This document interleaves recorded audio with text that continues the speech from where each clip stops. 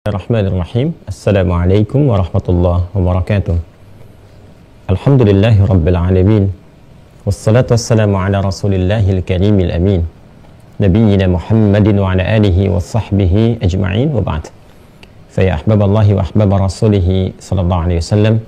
Usi nafsi wa iyyakum bitaqwallahi faqad fazal muttaqun fala tamutunna illa wa antum muslimun. Faqala ta'ala Ya ayyuhalladzina amanu taqullaha haqqa tuqatih wa la tamutunna illa wa antum muslimun.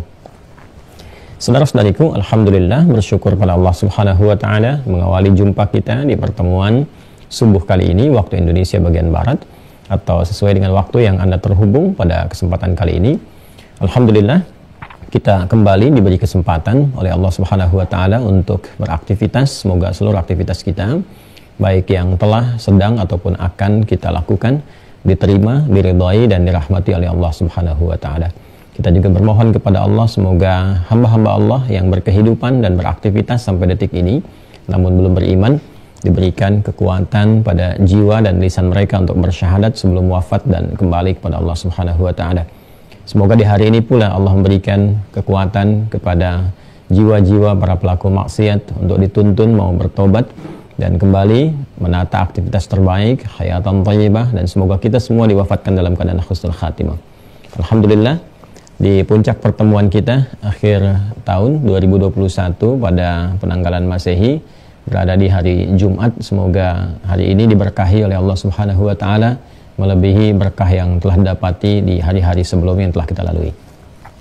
Kita akan coba teruskan kajian kita di pertemuan kali ini dengan melanjutkan pembahasan tentang penguatan dan korelasi terkait dengan pembahasan simpul-simpul iman atau yang biasa kita kenal dengan rukun iman, yang dengan itu diharapkan tumbuh berkembang bangunan amal saleh dan jati diri keislaman yang hakiki, yang dengan itu diharapkan mendapatkan ridha Allah Subhanahu wa taala. Baik terkait korelasi antara peran iman yang menghadirkan cahaya dan bangunan-bangunan amal saleh, yang dengan itu kita akan diuji baik berupa perintah amar ma'ruf ataupun menjauhi larangan nahi mungkar, di dalamnya fahsya termasuk ruang dalam nahi mungkar dimaksud. Kemudian diharapkan dengan itu muncul akhlak mulia dan berwujud satu hasanah, melahirkan pahala yang dengan itu mendapatkan rahmat Allah Subhanahu wa taala, baik keberkahan saat didapati di dunia ataupun juga rahmat Allah berwujud surga saat kembali kepada Allah di akhirat kelak. Kita telah sampai pada pembahasan Kitabul Iman di petunjuk-petunjuk Rasulullah SAW dalam penguatan iman dimaksud dan melahirkan beberapa amalan yang kemarin telah kita sepakati menjadi bagian dari kurikulum kehidupan. Ya, untuk itu kita akan coba menguatkan dan meneruskan pembahasan yang lalu dan telah sampai kepada pembahasan ma'rifat. Ya, wa innal ma'rifata, dan sungguh ya, yang dimaksud dengan ma'rifat yang sesungguhnya itu adalah fi'lul qalbi, amalan hati, dan dari sini nanti akan terbagi kepada beberapa bagian. Baik cabangnya yang disebut dengan ma'rifatullah, ini esensi dari kehidupan, mengenal Allah Subhanahu wa taala, dan didahului dengan ma'rifatul insan, mengenal diri sendiri sebagai manusia. Orang yang sanggup mengenali dirinya, maka dia akan mudah mengenali Allah Subhanahu wa taala penciptanya. Begitu sebaliknya, orang yang mengenal Allah dengan baik, maka dia akan mengetahui tentang jati diri yang sesungguhnya. Dan semua konsepsi ini tersinergi ya, dan terpusat pada satu titik, yaitu titik keimanan, titik ketakwaan yang berada di dalam nafas, dan nafas kita sebut dengan jiwa, sumber kehidupan yang tempatnya bersemayam dalam kolbu. Karena itulah di kolbu ada segala hal yang menentukan tentang aktivitas jati diri manusia. Wa inna fil jasadi mudghah idza salahat salahal jasadu kullu wa idza fasadat fasadal jasadu kullu ala wahyal qalbu. Demikian penjelasan Rasulullah SAW di hadis yang lain, bahwa sungguhnya dalam diri manusia ada satu bagian yang jika bagian itu baik maka akan sangat menentukan seluruh perilaku dari anggota tubuhnya, maka juga akan terdorong pada kebaikan. Dan bila bagian itu buruk, rusak, maka akan rusak pula perilaku bagian-bagian tubuhnya. Ala wahyal qalbu, ketahuilah, Nabi menegaskan bahwa itu ada di dalam kalbu. Ya, kalbu yang dimaksudkan adalah tentunya bersemayam di dalamnya jiwa takwa dan ada iman di dalamnya. Nah, di pertemuan yang lalu, bagan yang telah kita dapati kurang lebih seperti ini. Nah, ini karya staf admin yang kemarin menghapus tulisan, lalu saya minta tulis kembali. Alhamdulillah dapat pahala nulis nih. Ya, mudah diberkahi. Baik, ini yang kemarin telah coba kita uraikan. Nah, teman-teman sekalian, kurang lebih bahasannya telah kita urai di pertemuan yang lalu. Jadi silahkan di review ya, supaya saya tidak menjelaskan kembali. Saya berikan clue saja. Ya, dari sini saya urai ya tentang bagaimana jalan kehidupan yang telah kita uraikan dari petunjuk dalilnya, baik nakli atau akli, turunannya, sumbernya Al-Quran, kemudian ada hadis, ini yang sumber hukum sekaligus juga menjadi sumber kehidupan ya. Ini pedoman hidup yang Allah turunkan kepada kita dalam berkehidupan. Nanti dinalar oleh logika ya. Yang belum saya kuatkan kemarin adalah ini, peran kesesuaian antara logika dan sumber hukum di akli dengan nakli. Ini tidak mungkin bertentangan. Ingat itu. Ya, karena nakli ini memberikan pedoman kepada akli. Akal itu mengikat segala instruksi yang ada di sini. Karena ini kan sumbernya pada sumber iman, ya. Pada sumber jiwa kita. Ini kan Allah Subhanahu wa taala, ya kan? Berikan kepada kita, Allah firmankan lewat Al-Quran, berikan perintah kepada Rasulullah untuk menjelaskan Al-Quran dan hadis itu kan pedoman hidup ya? Sedangkan inti kehidupan kita itu ada dalam jiwa kita kan. Kalau jiwanya nggak ada, selesai kehidupan kan ya, nafasnya ditarik, nggak bernafas lagi, selesai hidupnya. Itu kan teori secara fisikalnya seperti itu kan. Manusia tidak bernafas, ya sudah selesai, tanda-tanda kehidupan itu hilang ya. Nafas itu bahasa Indonesia, itu diserap dari kata an-nafas ini. Seperti pernah di video-video yang lalu saya terangkan ya, bahkan di awal-awal jumpa.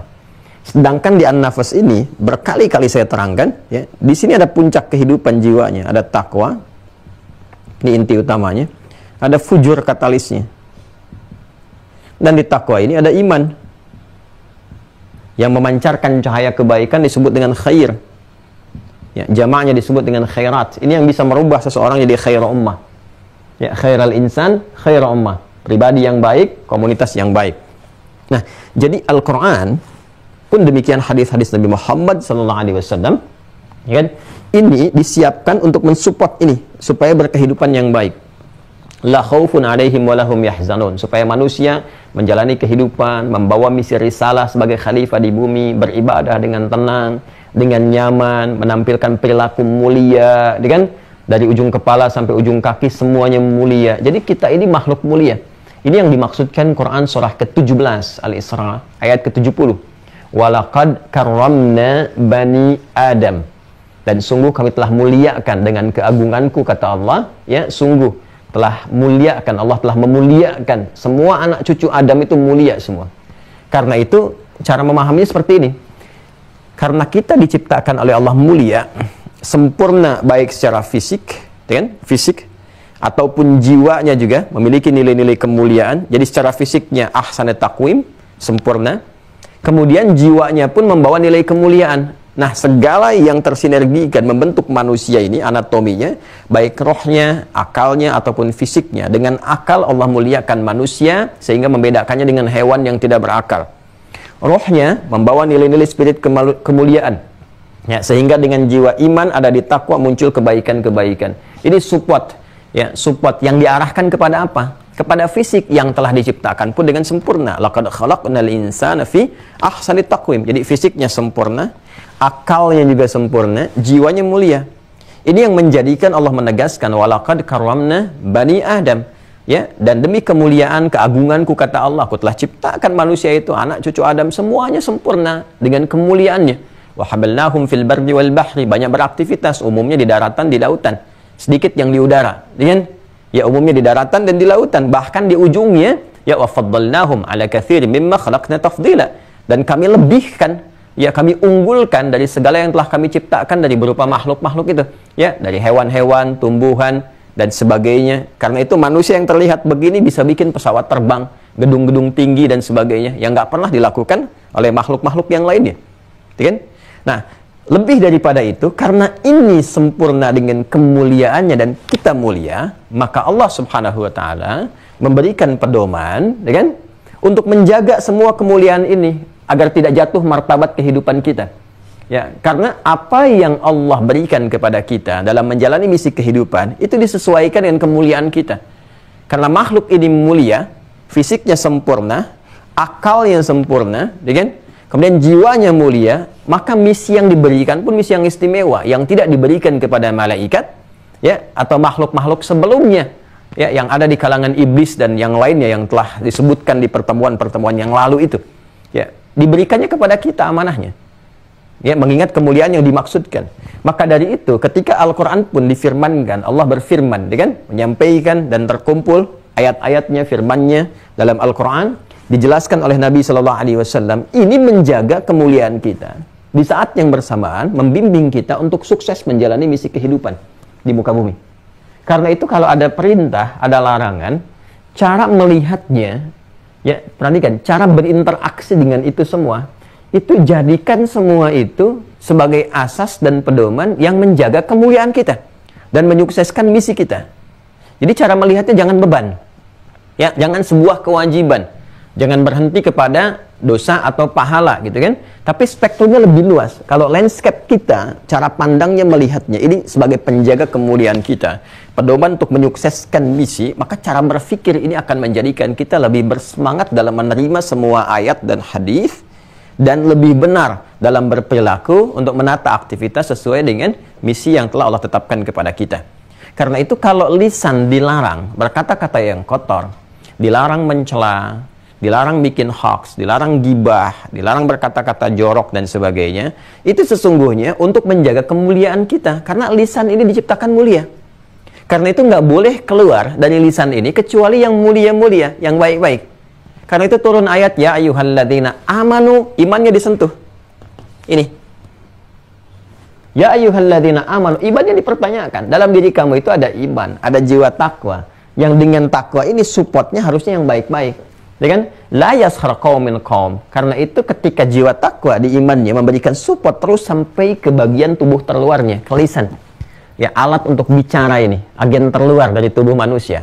Maka kalau disupport dari iman, dia nggak akan keluar yang kotor. La yaskhar qaumin qaum. Nggak akan mencela.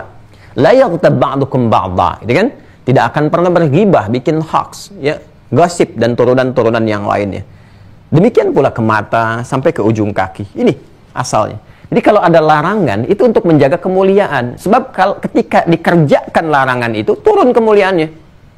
Ya, silahkan kalau tidak percaya, Anda cek saja di sekitaran. Bukankah para pencela itu pun, ya, ketika dia mencela, dan mencela. Bukankah itu yang dilakukan? Bukan meninggikan kehormatannya, tapi meruntuhkan wibawanya. Para pencela itu, ya, sekarang yang kita sebut dengan istilah-istilah lah, ada macam-macam sekarang. Ya, yang senang mencela, senang nyoal ini, nyoal itu, macam-macam gitu. Itu kan menurunkan kehormatan. Sehingga muncul istilah-istilah juga yang tidak pantas, yang mungkin bisa meruntuhkan kewibawaan, kemuliaan yang telah Allah berikan. Ya, Allah melarang untuk mencuri, ya, larang untuk korupsi dan segala turunannya. Begitu dikerjakan, meruntuhkan kehormatan. Betapa banyak pencuri, koruptor, ya, dan sebagainya ditangkap, ya, apa yang terjadi? Karena runtuh wibawanya, dia tertunduk kan? Ya kan? Dipamerkan ke publik, ke khalayak kan, hanya tertunduk seperti ini. Kenapa? Karena wibawanya hancur, runtuh. Karena itu Allah tegaskan, wailul lil mukadzibin. Celaka kalau kamu berdusta. Kamu berdusta bisa celaka, meruntuhkan kehormatan. Di dunia runtuh kehormatan, di akhirat dapat hukuman. Wailul lil mutaffifin, celaka orang yang curang. Jangan curang, nanti celaka. Ya, cara singkatnya demikian, cara memahaminya. Nah, karena itu, teman-teman sekalian, ini semua petunjuk-petunjuk ini nggak akan mungkin bertentangan dengan akal, logika. Karena ikatan untuk menangkap ini, ikatannya ada di akal. Ya, cuma akal ini juga nanti akan punya pengaruh dari bagian fisik terluar. Bagaimana dia mendapatkan data, informasi, diikat ini, tembuskan ke sini, ya, ke bagian jiwa. Nah, ini fungsi nakli ini, nas, untuk menetralisir, supaya yang ditangkap oleh akal itu jangan yang jelek-jelek. Sehingga tidak menutup kepada jiwa takwa. Alih-alih masuk ke takwa, masuknya ke fujur yang diberikan was-was oleh setan. Karena itu ada larangan untuk menatap yang tidak baik dari nakli dari sini. Supaya apa? Yang masuk semua ke akalnya itu diserap yang baik-baik. Ya, supaya tidak berpengaruh, nggak ada gejolak di sini antara jiwa fujur dengan jiwa takwanya. Nah, ini yang kemarin ingin saya kuatkan, saya tekankan. Ya, karena itulah kemudian ya kita sudah berikan contoh-contohnya di Al-Quran, di hadis, segala hal yang terkait dengan pedoman berkehidupan, bahkan di ayat-ayat ini Allah kuatkan logika kita untuk menangkap. Ya, seperti yang pernah saya uraikan tentang aspek ketuhanan, teologinya misalnya. Ya Allah jelaskan secara nakli begini, bahkan ditantang kita di challenge, silahkan komparasikan dengan semua teks-teks yang ada atau kitab-kitab yang ada yang menerangkan tentang aspek ketuhanan untuk menunjukkan sebuah kebenaran. Dan di akhirnya pun Allah sampaikan, lakum dinukum waliyadin. Kalaupun kamu sudah menemukan kebenaran, pilihan kamu tentukan, tapi resiko kamu tanggung. Ya kan? La ikraha fid din, tidak dipaksa. Ya, tapi ketika pulang nanti kembali resiko ditanggung masing-masing. Ya kan?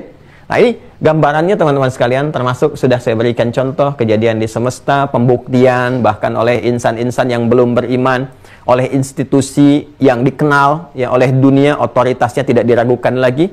Bahkan semua riset-riset yang berkembang saat ini ya, ada beberapa yang menilai dan melakukan satu penelitian-penelitian, pada akhirnya semua riset-riset ilmiah itu hanya membenarkan, membuktikan di setiap masa apa yang telah Allah sampaikan, firmankan dalam Al-Quran, Nabi jelaskan lewat hadis seperti kita saksikan. Nah, semua ini pada akhirnya menghadirkan pada pembahasan yang telah kita uraikan dengan detail di pertemuan yang lalu, bahwa ini dibuktikan ya oleh Allah Subhanahu wa taala melalui kehidupan Nabi sallallahu alaihi wasallam yang di masa Rasulullah sallallahu alaihi wasallam miniaturnya langsung diterapkan oleh Nabi. Ini jadi kurikulum yang ini. Jadi pedoman hidup ini yang saya terangkan di sini jadi kurikulum. Kurikulumnya disampaikan kepada para sahabat, diterapkan, diikuti tabi'in, tabi'ut tabi'in, yang dengan itu melahirkan satu peradaban, kemuliaan, kebaikan, inspirasi yang alhamdulillah semuanya dikodifikasikan sampai dengan kini, bahkan dalam bentuk buku-buku, kitab-kitab yang bisa kita akses.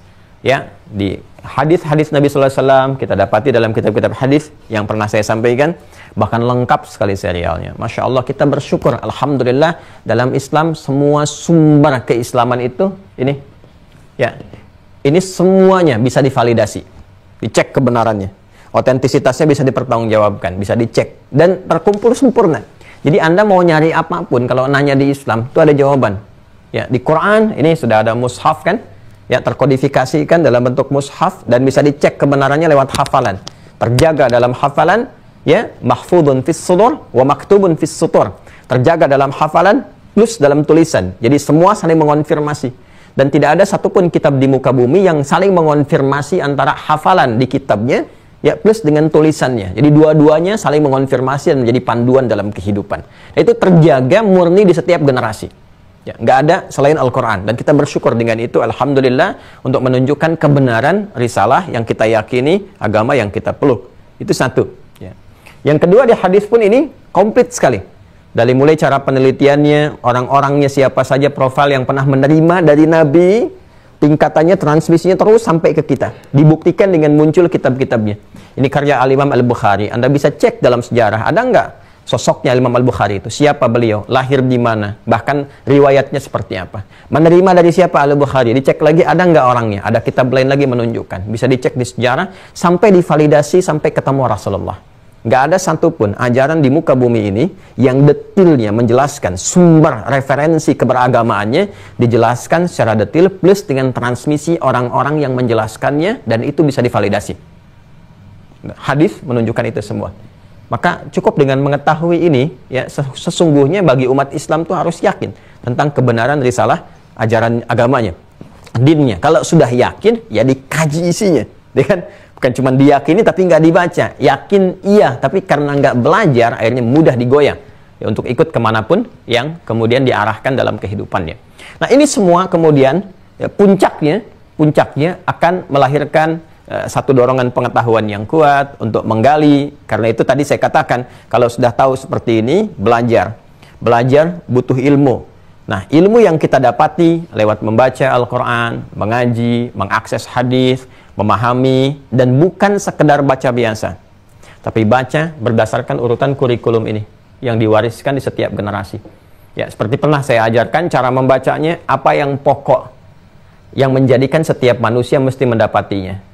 Baik, yang pokok kebutuhan roh, supaya rohnya tenang, nyaman, berarti ibadah. Keluarkan kurikulum ibadah dalam Al-Quran, dalam hadis, lihat penjelasan ulama. Apa saja menunya, supaya roh itu bisa mendapatkan nutrisi. Ada menu sholat, lihat dari mulai dalilnya, keterangannya, caranya, lengkap sampai hikmahnya. Ya, perhatikan baik-baik. Alhamdulillah, dalilnya ini perintahnya untuk menunaikan sholat. Setelah itu apa? Caranya begini dikerjakan dari awal sampai akhirnya. Hikmahnya, esensinya, ini maknanya. Kenapa engkau menghadap ke arah kiblat maksudnya begini. Mengangkat tangan maksudnya begini. Sampai dengan selesai. Prakteknya, hasilnya, parameter ukuran keberhasilannya, dicek lagi. Kalau kamu berhasil salatnya ini, tanha 'anil fahsya'i wal munkar, gol pertama. Melahirkan ketenangan, gol kedua. Ya, menghadirkan kebahagiaan, gol ketiga. Terus gitu. Cek. Berhasil nggak mendapatkan bagian ini? Ya, belum semuanya, perbaiki lagi salatnya. Cek di mana yang miss. Di mana yang kira-kira belum sempurna kita kerjakan. Ya, sehingga kita bisa berkaca. Siapa contohnya? Ini generasi dulu. Mereka bisa berubah jadi khairan ummah, ya, pekerjaannya sukses di semua bidang yang dikerjakan dengan sholat ini ketika dipelajari maknanya berhasil. Nah, ini yang kita keluarkan. Lalu setelah itu, keluarkan yang spesifik, passion yang kita pilih atau yang kita inisiasikan untuk titi dalam kehidupan yang kita kenal dengan cita-cita dari kecil itu. Ya, Anda sekarang profesinya apa? Di kedudukan, di jabatan, di birokratif dan seterusnya, atau dagang, bisnis, atau di keilmuan, ya, atau di rumah tangga misalnya dan seterusnya. Keluarkan. Dan lengkap sekali. Ya, di mushaf, di Quran kita bisa akses. Ada ayat-ayat bimbingan tentang bagaimana mengelola kedudukan, memanage dari mulai level-level perusahaan sampai birokratif, diplomatif dan sebagainya, pemerintahan. Ya. Kemudian di bisnis ada ayat-ayatnya, hadis-hadisnya lengkap, bahkan sekarang sudah ada topiknya sendiri, Kitabul Buyu', bimbingan tentang bisnis, dengan dagang.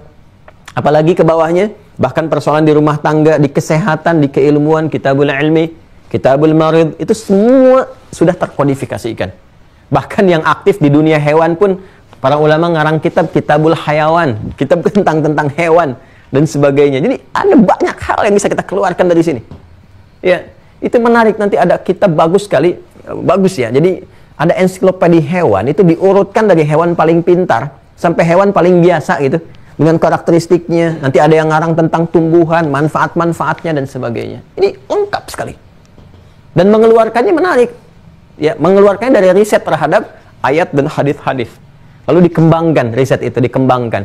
Yang setipe dengan ini, genusnya mana, variannya mana dan sebagainya. Dan Masya Allah, ya, menjadikan dunia ini lebih berwarna dengan manfaat dan kontribusi keilmuannya, karena dia bisa memaksimalkan jiwa imannya dengan baik sehingga keikhlasan itu tumbuh. Silahkan cek para ulama masa lalu ketika berkontribusi sampai sekarang. Tidak ada yang disebut misalnya royalti, macam-macam dan sebagainya. Dia hanya mewariskan ilmu aja. Ilmu dan manfaat. Ya, dia nyaman menjalani kehidupan di masanya dan karyanya diabadikan melintasi zaman dan bermanfaat ya sampai kehidupan terakhir. Nah, ini yang kita harapkan, sehingga tinggal dimanapun tempat yang kita bijak akan mendapatkan manfaat dari apa atau karya yang kita bisa hasilkan dari support iman itu. Nah, caranya apa? Ilmu. Dan ilmu itu bisa menguatkan, mengenalkan kita tentang hakikat diri kita. Ya, mengenalkan sesuatu yang terkumpul, terakumulasi disebut dengan ma'rifah. Karena puncak iman itu ada di qalbu, ya, maka disebut dengan ma'rifatul qalbi, ya kan? Dan saya kemudian telah tuntaskan ini pertemuan yang lalu, tidak perlu saya detilkan lagi untuk membahas ma'rifatul qalbi. Silahkan lihat di pertemuan yang kemarin, ya?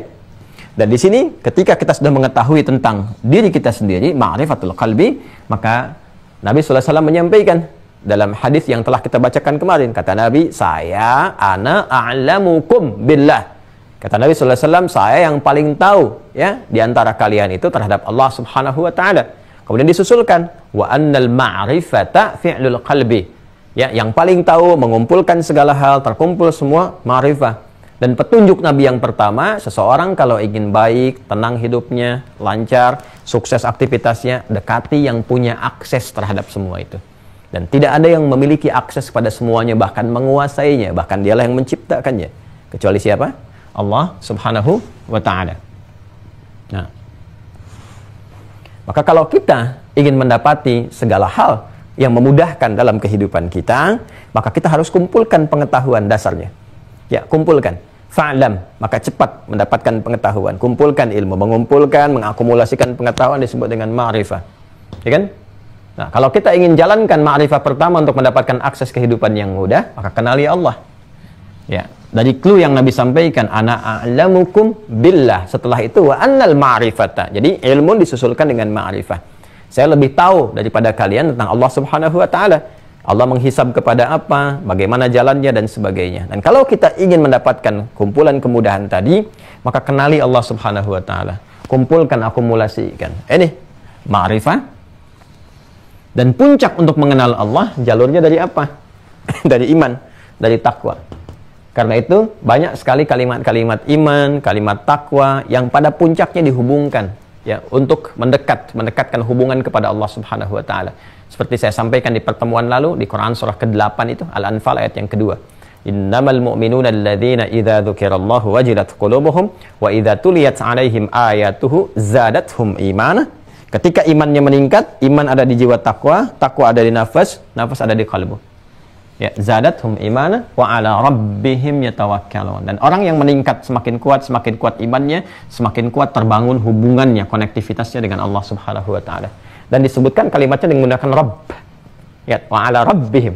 Sedangkan Rabb membawa sifat rububiyah, memperhatikan, merawat, memberikan kebutuhan, kenyamanan dan sebagainya. Jadi sesungguhnya orang-orang yang kuat imannya, kuat takwanya, kuat konektivitasnya kepada Allah, maka Allah berikan dampak dari itu dengan semua akses terbaik dari sifat rububiyahnya. Ya, diperhatikan, dirawat, seperti saya sampaikan kemarin, belum minta sudah diberikan dan sebagainya. Ini yang dimaksudkan, wa may yattaqillaha yaj'al lahu makhraja wa yarzuqhu min haitsu la yahtasib, yaj'al lahu min amrihi yusra, wattaqullaha la'allakum tuflihun, wattaqullaha wa yu'allimukumullah. Tingkatkan takwamu kepada Allah supaya engkau cenderung lebih bahagia, dapat tambahan pengetahuan, dapat solusi dari aneka persoalan kehidupan, rizki datang melimpah dari sisi yang tidak diduga. Bukan sekedar pernyataan, tapi sudah dibuktikan dengan contoh dan kehidupan nyata seperti kisah yang telah kita terangkan di pertemuan yang lalu. Nah, kalau sudah kemudian ma'rifatullah, mengenal, tahu tentang Allah dan sebagainya, kemudian puncaknya adalah ya diketahui lewat ma'rifatul insan, mengenal diri kita sendiri, karena nggak mungkin kita bisa mengenal Allah kalau kita tidak mengakses dan menguatkan sinyal qalbu yang di dalamnya ada jiwa takwa dan iman. Sedangkan qalbu, ya, di sini ada nafas. Nafas, qalbu, sadrun, sudur, itu perangkatnya ada pada diri manusia sendiri, al-insan. Nah, kemarin kita berhenti di sini kan? Sebelum sampai kepada zikrullah. Tadi kan baik-baik. Sekarang saya mau mulai lambatkan. Tadi mohon izin sedikit agak lebih cepat untuk memberikan satu stimulus. Ya, pemicu pengingat dulu kepada memori kita supaya nyambung dari yang kemarin. Kalau yang baru terhubung, akses yang kemarin dulu supaya ada ketersambungan. Ya. Lihat sini. Kita harus mengenal Allah dengan baik supaya mendapatkan akses kemudahan dalam kehidupan. Sangat logis. Ya. Karena Allah yang menciptakan, punya segalanya, maka kita harus punya hubungan baik dengan Allah. Bahkan harus semakin erat, semakin kuat, sehingga dengan konektivitas yang kuat itu, sinyal-sinyal mengakses kehidupan lebih mudah untuk kita dapatkan. Gambarannya demikian. Nah, untuk mengakses ini, hubungan yang kuat, yang baik, gitu kan, kita harus mengenal diri kita sendiri. Karena ada perangkat dalam diri manusia, disebut dengan insan itu, di dalamnya ada satu sumber kehidupan, sumber sinyal-sinyal kehidupan, yang ini sekaligus menjadi sinyal konektivitas kita dengan Allah Sang Pencipta. Di mana tempatnya? Di kalbu. Kalbu ada di mana? Di dalamnya ada apa? Nafas. Di dalam nafas ada apa? Jiwa takwa, iman. Nah ini, iman dan takwa ini teman-teman sekalian. Ya, yang menjadikan kita bisa terhubung dengan Allah secara kuat. Karena itu ketika Allah memberikan sebuah gambaran dalam Al-Quran lewat firman-Nya ya tentang hubungan seorang hamba kepada Allah Subhanahu wa taala walaupun tak tampak ya dalam pandangan kita saat ini. Ya, jadi meyakini sesuatu yang tidak tampak di dalam pandangan itu iman. Mengetahui sesuatu yang bisa diindra itu ilmu namanya. Ya, menguatkan iman itu bisa lewat ilmu supaya iman punya keyakinan yang lebih kuat. Ya, sesuatu yang tidak tampak, tak terlihat, ya kan? Itu disebut dengan ghaib namanya. Karena disebut gaib tak nampak. Perhatikan bagaimana Allah Subhanahu wa taala memberikan gambaran, ya kan? Antara iman dan konektivitas dengan kita dengan Allah yang belum tampak saat ini dalam pandangan kita. Di Al-Baqarah ayat ketiga, alladzina yu'minuna bil ghaib.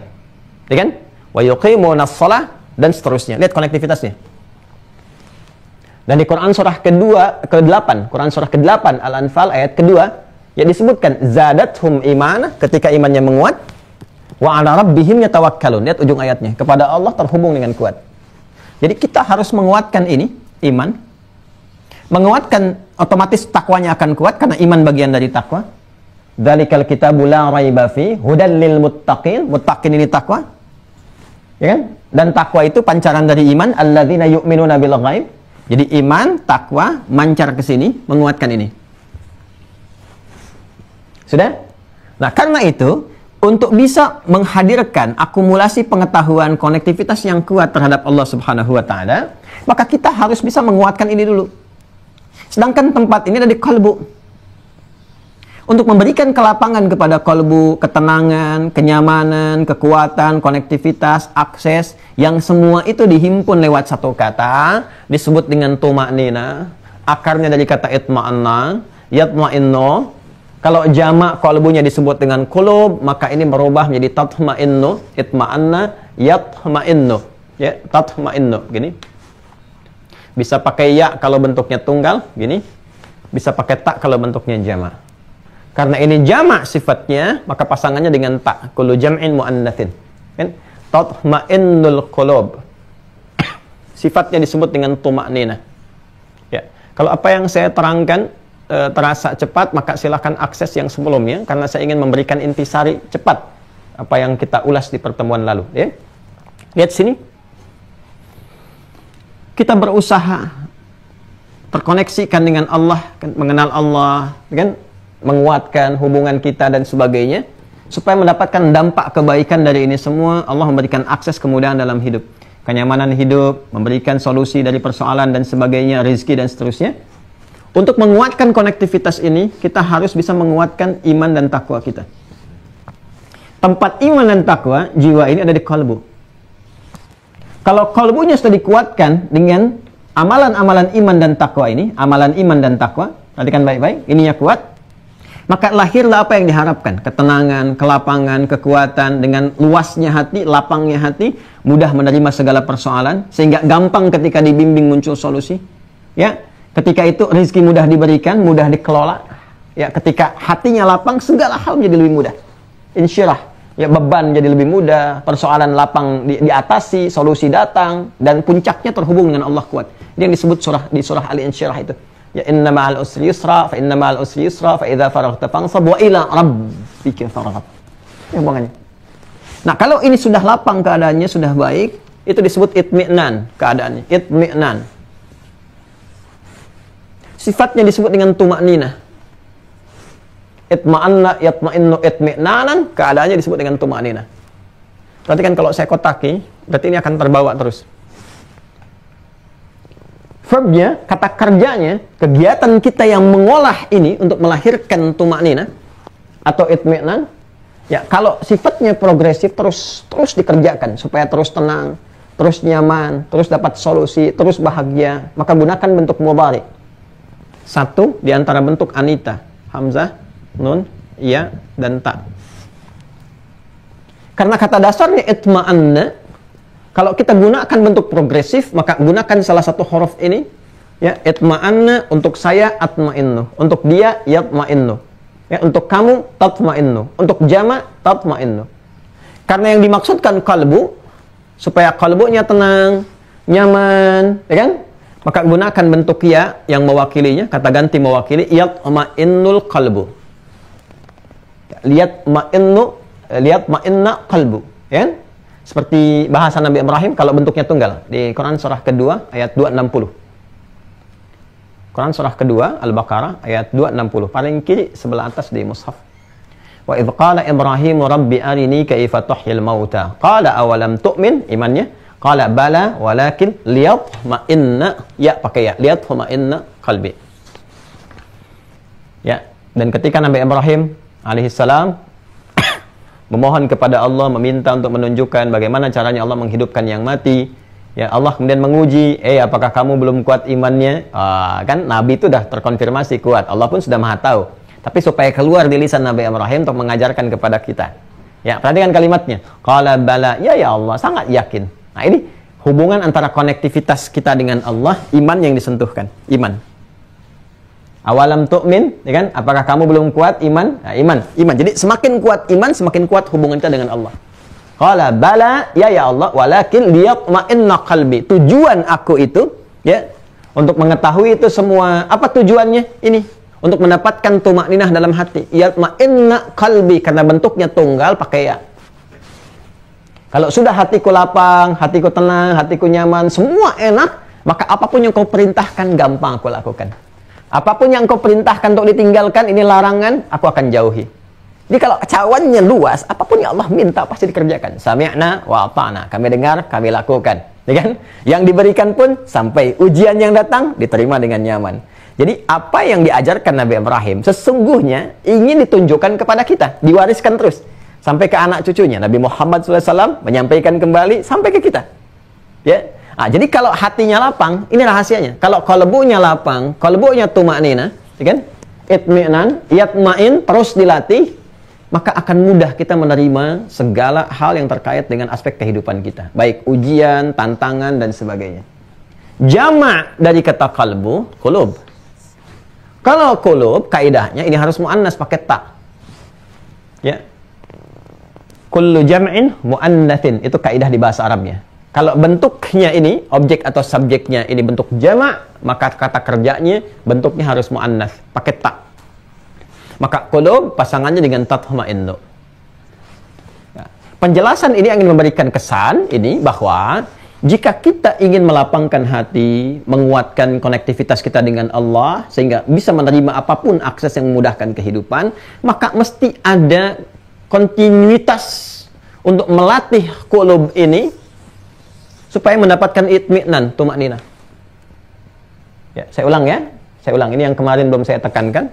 Untuk mendapatkan keadaan hati yang lapang, sehingga mudah menerima apapun yang Allah berikan kepada kita, untuk memudahkan akses dalam berkehidupan, sebagai khalifah di bumi, ya, pelan-pelan, maka kita harus selalu konsisten, melatih hati ini, qalbun ini, untuk mendapatkan sifat kelapangan ini, yang disebut dengan tumakninah. Dalam bahasa Arab, untuk menunjukkan konsistensi berusaha itu, karena usaha kata kerja, verb, maka menggunakan bentuk fi'il, tatma'innu. Itma'anna, yatma'innu. Ta'nya menunjukkan kontinuitas, ya, ini menunjukkan kata kerja, untuk menunjukkan konsistensi bahwa ini harus terus dilakukan sepanjang hidup. Supaya kalau tumakninah sepanjang hidup itu ada, maka sepanjang hidup itu kita akan merasakan ketenangan, kenyamanan. Di rumah tangga, tenang, nyaman. Ada masalah, tuntas, karena hati lapang. Di pekerjaan, tenang, nyaman. Ada persoalan, segera diselesaikan. Dan karena lapang semuanya, Allah pun ketika memberikan apapun yang dia butuhkan, itu segera, ya, segera cepat bisa diterima, mudah didapati, baik persoalan harta benda, kebahagiaan, ketenangan, dan sebagainya. Sehingga menjadi tenanglah, nyamanlah, dan ideallah kehidupan di muka bumi ini seperti yang diisyaratkan dalam Al-Quran. Wala khaufun alaihim walahum yahzanun. Dan puncak kehidupan, kenikmatan di dunia itu walaupun sementara, puncak ketenangannya terasakan ketika la khaufun alaihim, hidupnya itu tenang, apapun yang dia kerjakan tenang. Walahum yahzanun, dan senang. Tenang dan senang. Di rumah tangga tenang, senang. Di pekerjaan tenang, senang. Di kehidupan sosial tenang, senang. Kalau ingin hidupnya tenang dan senang, formulasinya ini, kelola hati dengan baik, manage qalbu dengan baik. Rumusnya apa? Ini, dapatkan tumakninah. Caranya bagaimana? Tatma'in. Nah, ini keterangan Sang Pencipta. Ya, Allah yang menciptakan kita, Allah Maha tahu tentang kita, Allah berikan kepada kita jalannya. Mohon izin kalau terasa agak cepat apa yang saya jelaskan ini, mohon maaf ya. Silahkan nanti setelah selesai lihat dulu yang kemarin. Di video kemarin, nah Anda akan mengerti apa yang saya sampaikan. Kemarin lebih lambat. Ya, saya percepat itu karena ini 90% mengcover apa yang kemarin saya jelaskan supaya nyambung dulu dengan yang sekarang. Saya ingin menguatkan dulu pemahamannya supaya mengerti basic kehidupan kita ada di sini. Ini pokoknya. Nah, sekarang tugas kita harus mencari di mana kita temukan cara untuk tatmainnul qulub ini. Melatih qalbu supaya mendapatkan tumakninah, supaya itmi'nan. Bahkan kalau pulang pun meninggalnya dalam keadaan tenang. Dan pasti yang dipanggil akan ini lagi turunan kata ini. Itma'anna yatma'innu. Ya, nah kemarin telah kita lacak ternyata kalimat tatma'innul qulub dengan segala keluasan maknanya. Ketenangan hati, ini kan mencakup ketenangan, kedamaian, ketentraman, kemudahan, kebahagiaan. Satu kalimat ini. Jadi kalau mau Anda terjemahkan ke bahasa apapun, cari di kitab-kitab manapun yang satu kata mencakup semua makna ini. Ya, kuncinya ada di hati, kedamaian, ketentraman, kemuliaan, ketenangan, kan? Yang tadi saya sebutkan, ya, satu kata yang mencakup ini semua. Nah, bahasa Arab tercakup. Silahkan cari di kitab manapun yang Anda temukan akses seperti ini, penjelasan demikian yang merumuskan satu kesimpulan yang saling tersinergikan. Selama ini dari pencarian kami hanya ditemukan di Al-Quran. Yang kemarin telah kita dapati katanya di Quran surah ke-13 ini ayat 28. Surat Ar-Ra'du, guntur, kilat yang kemarin saya ilustrasikan di antara maknanya, ya, dalam keadaan kilat yang menggelegar pun, yang biasanya kita ketakutan, menutup pintu, bersembunyi dan sebagainya, ini saking lapangnya hatinya, terbuka, tenang, nyaman.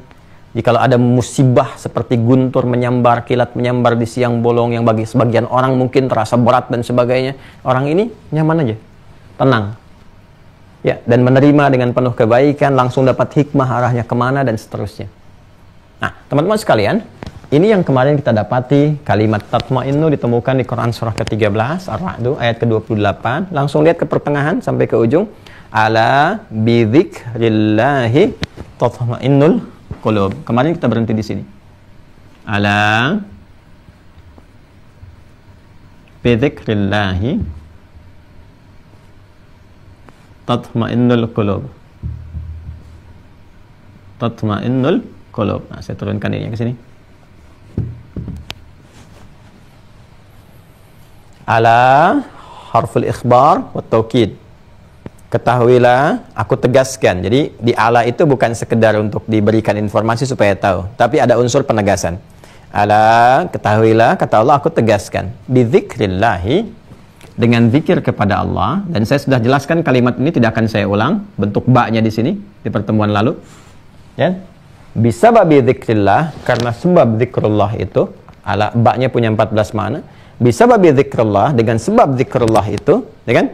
Ilsaq, engkau akan jadi semakin lekat hubungannya dengan Allah, konektivitasnya kuat.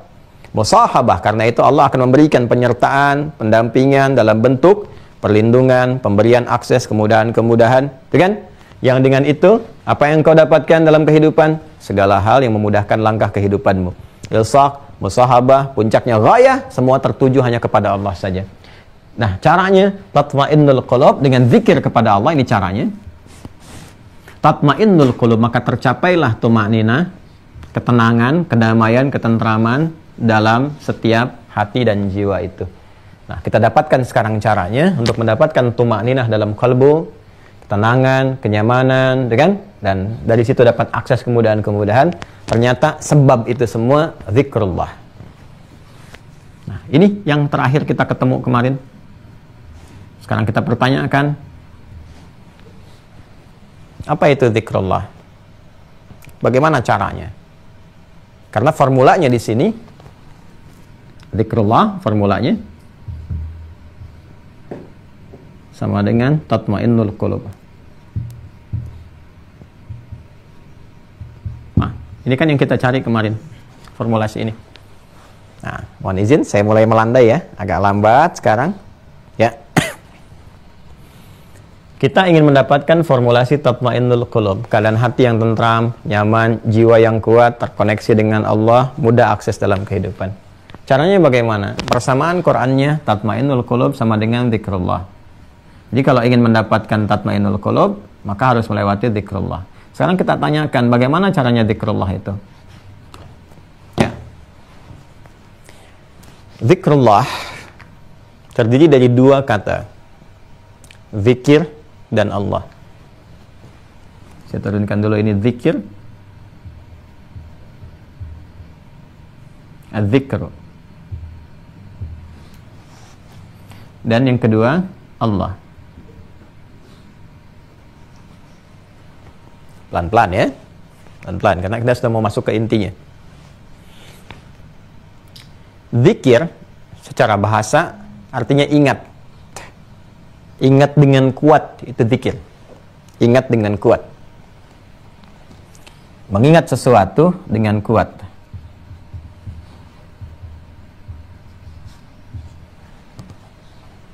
Sudah? Zikir artinya ingat dengan kuat. Kalau ingin kita arahkan ke hafalan, ya menghafal sesuatu dengan kuat. Ya, hifdzun itu hafal, standar hafidho yahfadhu, tapi sifatnya kepenjagaan. Karena itu hafidho asalnya itu menjaga sebetulnya. Ya, hafidho yahfadhu. Kalau sekarang kata hafidho itu dilekatkan kepada hafalan. Karena itu orang yang hafal disebut hafidh, ya, hafidh. Wa yahfad, dia sedang menghafal. Wa hafidh, dia sudah menghafal. Ya, dia seorang penghafal, hafal. Tapi kalau kita ingin jadikan hafalan itu kuat, tertanam, maka katanya dalam bahasa Arab, diksi yang dipilihnya menggunakan kata zikir. Dzakara yadhkuru. Ya, sehingga dengan hafal, dengan kuat itu mudah menyebutkan. Orang Arab kalau ingin katakan, coba sebutkan ini dan itu. Sebutkan rukun iman. Ya, maka orang Arab berkata, uzkur arkanal iman. Sebutkan. Kenapa menggunakan kata uzkur dari kata dzakara? Karena nggak mungkin bisa disebutkan kalau nggak ada yang tertanam dalam benak kita. Ya, nggak mungkin bisa disebutkan kalau nggak hafal. Ya, makanya hafalan itu bagian dari kunci untuk sesuatu. Dengan hafal itu mudah menyebutkan berbagai hal. Dengan hafal itu kita menjadi ingat. Dengan ingat itu terjaga. Oh iya, saya ingat nih jam 7 ini, saya ingat jam 7 ini, saya punya janji dengan si fulan. Karena hafal dan ingat terjaga, janji nggak terlewatkan. Jelas ya? Ya, justru kalau kita nggak hafal, nggak terjaga. Karena kita ingat, oh saya hafal nih, saya ingat nih. Ya, jam 12 nanti lewat 5 itu zuhur. Karena ingat, karena hafal, kita bisa siap-siap sebelum waktunya. Karena itu mengingat sesuatu dengan kuat itu begitu penting. Kenapa? Karena dengan mengingat dengan kuat itu pertama kita mampu menyebutkan, menghadirkan segala sesuatu yang diinginkan sesuai dengan konteks dan keadaannya. Menghafal, mengingat dengan kuat itu membantu kita untuk menjaga aktivitas yang telah kita rencanakan. Menghafal, mengingat sesuatu dengan kuat itu mengoneksikan, menyambungkan apa yang ingin kita lakukan dengan rencana-rencana yang telah kita siapkan. Kita janji dengan si fulan, terkoneksi janji itu lewat ingatan kita.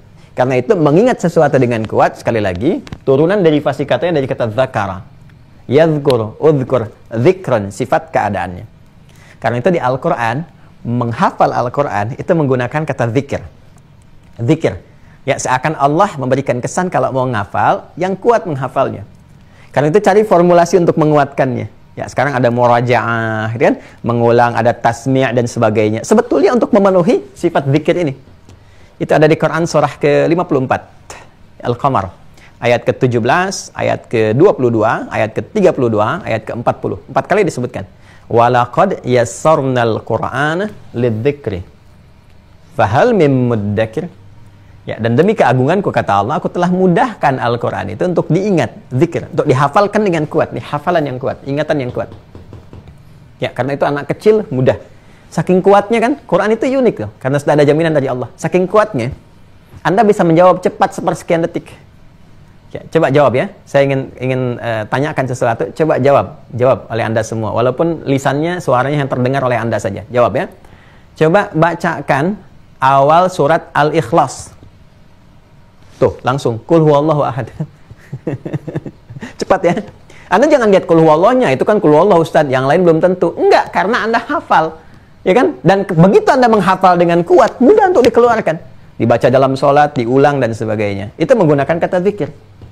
Dan ingat, hafalan itu karena zikir fungsinya bukan sekedar menjadikan itu, maaf sekali, tertanam dengan kuat. Tapi fungsi zikir itu muncul tadi untuk mengingatkan, mengoneksikan Anda dengan makna ayat-ayat itu. Jadi kalau ingat dengan ayat yang kita hafalkan, ayat itu akan jaga Anda. Jadi penghafal Quran yang bagus itu ya ketika dia hafal Qurannya, maka ayat-ayat yang telah tertanam kuat itu berfungsi sebagai zikir, mengingatkan dia. Ya, misal, ya ada provokasi supaya lisannya berkata yang kotor, maka ayat itu akan tampil, memberikan cahaya melalui dorongan iman ke lisannya. Ayatnya langsung akan mengingatkan, la yasraq qaumin qaum, jangan mencela ya. La yaghtab ba'dukum ba'dha, jangan ikut-ikutan bikin gosip ya. Jangan bikin hoax ya. Ketika ada pandangan ingin melihat tuh, ayatnya akan berfungsi sebagai penjaga, pengingat.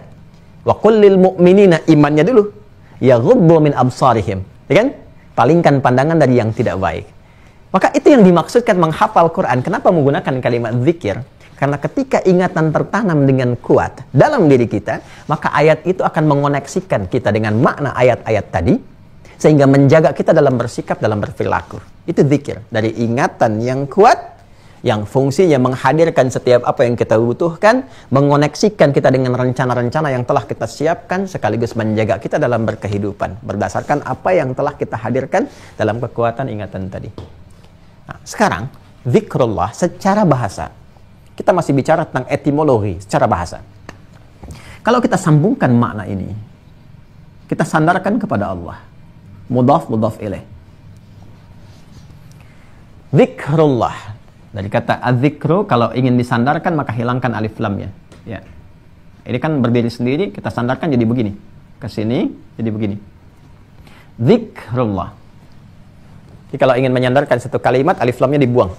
Kaidah awalnya begitu umumnya. Ya. Kecuali kalau alif lamnya nggak difungsikan, itu boleh dilakukan. Tapi umumnya alif lam dibuang jadi begini. Zikrullah. Kita satukan maknanya. Artinya apa? Zikir mengingat sesuatu dengan kuat. Disambungkan dengan Allah. Nama bagi satu-satunya yang dipertuhankan, disembah tanpa keterbatasan. Ya, mukhalafatul lil hawadis, berbeda dengan segala hal yang sangat luar biasa, nggak bisa dilukiskan, nggak bisa dibayangkan. Laisa kamitslihi syai' wa huwas samiul basir. Perhatikan, mengingat dengan kuat, menanamkan dengan kuat, sehingga melahirkan penjagaan, konektivitas, dan sebagainya. Jadi secara bahasa, zikrullah itu secara bahasa mengingat Allah. Mengingat Allah dengan kuat. Saya ulang ya. Mengingat Allah dengan kuat. Saking kuatnya ingat Allah, maka setiap langkah, gerak, perilaku yang akan ia kerjakan terkoneksikan dengan Allah. Ya. Karena zikir tadi maknanya kan apa? Bukan sekedar ingat kan, tapi ada makna konektivitas, makna penjagaan. Karena ingat Allah, maka terjaga semua perilakunya. Ya, mau bergibah, ingat Allah. Karena ingat, nggak jadi gibahnya. Mau melangkah kepada maksiat, diajak nih ke tempat maksiat, ingat Allah. Karena ingat, nggak jadi. Ini Jumat nih, abis Jumatan mau keluar, mau tertukar sandal, nggak jadi. Karena ingat Allah. Mau nambahkan angka di pekerjaan, nggak jadi. Karena ingat Allah. Ini zikrullah. Jadi yang dimaksud dengan zikrullah itu bukan sekedar ingat, ya ingat tidak. Ya, tapi bagaimana menjadikan ingatan itu tertanam dalam jiwa sehingga menjaga perilaku kita. Ya, kalau sudah terkoneksikan dengan baik, maka apa dampak yang kita dapatkan? Maka Allah memberikan feedback kan? Kita ingat Allah, mengingat dengan kuat, tanamkan dalam diri kita, sedangkan sumber kehidupannya Allah berikan adanya di kalbu. Kembali lagi ke sini. Ke nafas, ke roh. Yas'alunaka 'anir ruh. Perhatikan, semua kalimatnya memiliki konektivitas satu dengan yang lainnya. Yas'alunaka 'anir ruh, Quran surah ke-17, Al-Isra ayat 85. Quran surah 17, Al-Isra ayat 85. Yas'alunaka 'anir ruh. Ya? Mereka banyak bertanya kepada Muhammad SAW tentang hakikat ruh. Qulir ruhu min amri rabbi. Pakai Rabb lagi. Tuh. Pakai Rabb. Qulir ruhu min amri Rabbi wa ma utitum minal ilmi illa qalila. Perhatikan baik-baik. Katakan Muhammad, sampaikan kepada mereka, viralkan, infokkan, roh itu, sumber kehidupan itu bersumber dari Allah. Sini. Urusan Rabbku. Dan ketika menyebutkan ya, sumbernya, pengetahuannya, segalanya, Allah menggunakan diksi ini, Rabb. Perhatikan. Roh ketika masuk ke dalam fisik, di pertemuan video pertama kita, maka berubah menjadi nafas namanya. Karena dengan roh muncul sumber kehidupan. Masuk kepada fisik, roh sumber kehidupan, begitu masuk ke dalam fisik berkehidupan, mulai bernafas. Karena itu berubah menjadi nafas namanya. Nafas. Diserap ke dalam bahasa Indonesia mulai bisa bernafas. Ya, ada sumber kehidupannya. Mulai bercampur dengan fisik. Ya kan? Baik. Nah, ketika masuk menjadi nafas sempurna, muncul iman. Lewat jiwa takwa. Saat bersamaan ada katalis namanya fujur. Kembali kita ke Quran surah 91 Asy-Syams ayat 7 itu. Wa nafsin wama sawaha. 8-nya fa'alhamaha fujuraha wa taqwaha. Dan demi nafas yang sempurna penciptaannya. Kapan sempurna? Ketika roh masuk ke dalam fisik. Gimana prosesnya? Balik lagi ke Quran surah 15 ayat 28 sampai 29 itu. Wa idh qala rabb lagi wa idh qala rabbuka lil malaikati inni khaliqum bashara min salsalin min hama'in masnun fa idza sawaituhu wa nafakhtu fihi min ruhi. Roh masuk, sawaituhu, sawa, masuk kepada fisik, sempurna jadi nafas. Wa nafsi wa ma sawaha, kalimatnya sama. fa'alhamaha fujuraha wa taqwa. Takwa di sini. Awas nih, ini agak tinggi nih, ngajinya agak tinggi. Jadi kita butuh fokus yang betul-betul. Ya. Perhatikan. Takwa sudah masuk, roh sudah masuk, jadi nafas. Terkoneksi dengan siapa? Dengan Allah Subhanahu wa taala. Ulangi. Apa hubungan dengan zikrullah? Tadi ke sini. Zikir yang baik akan menjadikan kita terkoneksi dengan Allah Subhanahu wa taala. Pelan-pelan. Sedangkan kata zikir ini, zikrullah ini disebutkan hubungannya dengan qalbu, qulub. Qalbu tempatnya nafas, nafas bawaan roh, adanya di takwa, nyambung semua ayatnya. Ya? Nyambung semua. Zadathum imana wa ala rabbihim yatawakkalun. Rabb lagi. Rabb bukan sekedar nama, tapi menurunkan sifat-sifat feedback bawaan rububiyah. Tadi saya ingin teruskan ke sini. Begitu Anda zikrullahnya kuat, nyambung ke Allah, koneksinya, apa yang didapatkan dari Allah? Ini. Allah menggunakan kata Rabb untuk menunjukkan sifat rububiyahnya yang memberikan perawatan, pemenuhan kebutuhan, perhatian, menyembuhkan ketika sakit, memaafkan ketika salah, menampakkan tanda-tanda keagungan di semesta. Jadi Anda kalau sudah zikrullah, lihat apa saja ingat Allah. Karena makna rububiyah itu menempatkan semua tanda-tanda di alam ini, kumpulan tandanya disebut ayat, kumpulannya disebut dengan alam. Alam itu kan tanda, seperti pernah saya jelaskan. Semua alam disebut alamin. Ketika Allah menyebutkan kata alamin pun, menyebutkan lagi Rabbnya. Alhamdulillahi Rabbil alamin. Alamin jamak, jam'ul jamak dari kata alam. Alam itu kumpulan dari ayat. Ya. Ayat itu tanda yang mendekatkan kepada Allah. Maka Allah tempatkan ayat-ayat dalam Al-Quran. Sehingga saat baca Quran, kita menjadi lebih dekat dengan Allah. Allah tempatkan tanda-tanda ayat di semesta. Ada NASA yang menemukan, ilmuwan yang menemukan. Tanda-tanda ditempatkan oleh Allah. Di udara, di daratan, di lautan. Semakin menyelam, mendapatkan keragaman. Siapa yang mampu mencipta ini? Allah. Ya kan? Anda dapatkan belah buah, kok ada tulisan Allah. Lihat awan, ada tulisan Allah. Saking orang nggak taunya cara meriset, Allah tunjukkan langsung lafadznya. Ya.